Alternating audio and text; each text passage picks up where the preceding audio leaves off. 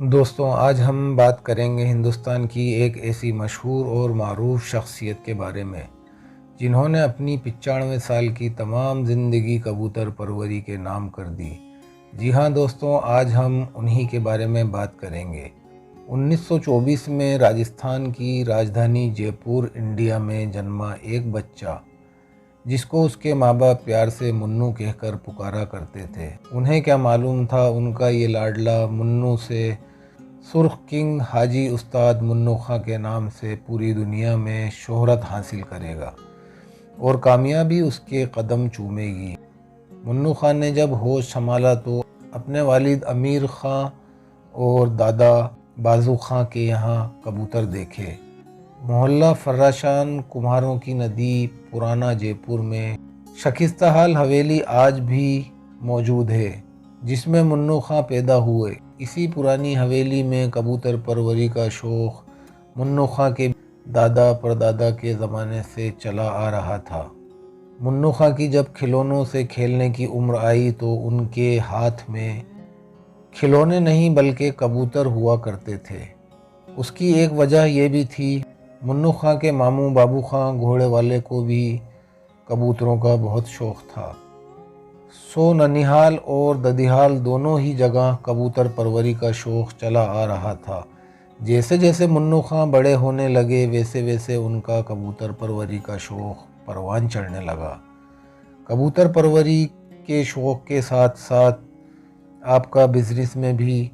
بڑے کمال کا دماغ چلتا تھا اور ان کی نکل پولش کی فیکٹری بھی تھی جے پور میں خزانے والوں کے راستے میں۔ منو خاں جب اپنے والد کے ساتھ کبوتروں کا شوق کرتے تو اس میں ان کے والد کی رائے الگ ہوتی تو منو خاں کی رائے الگ، ان کے والد سے بالکل الگ ہی رائے ہوا کرتی تھی۔ سرخ کنگ استاد منو خاں نے مجھے ایک انٹرویو میں یہ بھی بتایا تھا کہ کبوتروں کے معاملے میں میری اور میرے والد کی کبھی نہیں بنی۔ میرے والد کلموہے کبوتروں کے شوقین تھے تو مجھے بچپن سے ہی سرخ کبوتروں سے لگاؤ تھا۔ چلیے تو ہم آتے ہیں مدعے پر۔ منو خاں نے 15 سال کی عمر میں استاد حبیب خاں کو اپنا استاد بنایا۔ استاد حبیب خاں ٹونک کے رہنے والے تھے اور سن 1932 میں لوہاروں کے کھرے جے پور میں رہنے لگے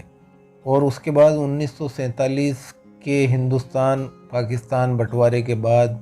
1949 میں استاد حبیب خاں کراچی پاکستان اپنے سارے کبوتر لے کر چلے گئے۔ چلیے تو خیر، منو خاں کیسے بنے سرخ کنگ، کس نے بنایا انہیں سرخ کنگ، اور وہ کون سے کبوتر تھے جن سے کہ وہ سرخ کنگ بنے، آئیے یہ جانتے ہیں۔ منو خاں سن 1943 میں اپنے استاد حبیب خاں کے ساتھ ایک بار ٹونک گئے اپنے دادا استاد معصوم علی خاں کے پاس، اور معصوم علی خاں کی جو صاحبزادی تھیں وہ بھی کبوتروں کا بے حد شوق رکھتی تھیں، اور استاد حبیب خاں معصوم علی خاں کے جوائی بھی ہوا کرتے تھے رشتے میں، اسی کے ساتھ ساتھ آپ ان کے خلیفہ بھی تھے۔ اور استاد معصوم Ali Khan tonic high court کے اندر جسٹس تھے جن کو کہ ہوم صاحب کے نام سے بھی جانا جاتا تھا کے پاس جا پہنچے، اور وہاں استاد معصوم علی خاں نے اپنے کبوتروں کا شوق کرایا، اور ان کبوتروں کو دیکھ کر منو خاں نے اپنے استاد حبیب خاں سے کہا، استاد یہ کبوتر مجھے چاہیے۔ خیر استاد معصوم علی خاں سمجھدار تھے، وہ یہ ساری باتیں سمجھ گئے، سو انہوں نے 5-7 کبوتر اپنے شاگرد منو خاں کو دلا دیے اور منو خاں ان کبوتروں کو لے کر جے پور چلے آئے۔ وہ کبوتر آپ دیکھ سکتے ہیں، جو آپ اسکرین پر دیکھ رہے ہیں یہ وہی کبوتر ہیں اور آج بھی اسی حالت میں ہیں۔ اس کے بعد استاد منو خاں نے اپنے استاد حبیب خاں سے پوچھا، استاد ان کبوتروں کو کیا کہتے ہیں اور یہ کون سی نسل کے کبوتر ہیں؟ اس پر استاد حبیب خاں بولے، میرے ساتھ ٹونک چلنا اور اپنے دادا استاد معصوم علی خاں سے خود ہی پوچھ لینا، اور منو خاں استاد حبیب خاں کے ساتھ دوبارہ ٹونک چلے گئے، اور استاد معصوم علی خاں سے جب پوچھا کہ یہ کون سی نسل کے کبوتر ہیں تو استاد معصوم علی خان نے کہا میں یہ کبوتر کپواڑہ کشمیر سے لایا تھا۔ استاد بابا ابراہیم کے گھر کے یہ کبوتر ہیں اور انہی سے میں یہ کبوتر لایا ہوں بطور تحفہ، اور ان کبوتروں کو زعفرانی کبوتر کہتے ہیں اور انہیں سنبھال کر رکھنا ان کبوتروں کا کوئی ثانی نہیں ہے اور یہ بے پناہ پرواز رکھتے ہیں۔ اس دن کے بعد سے یعنی کہ سن 1943 سے آج 2021 میں بھی اسی حالت میں یہ کبوتر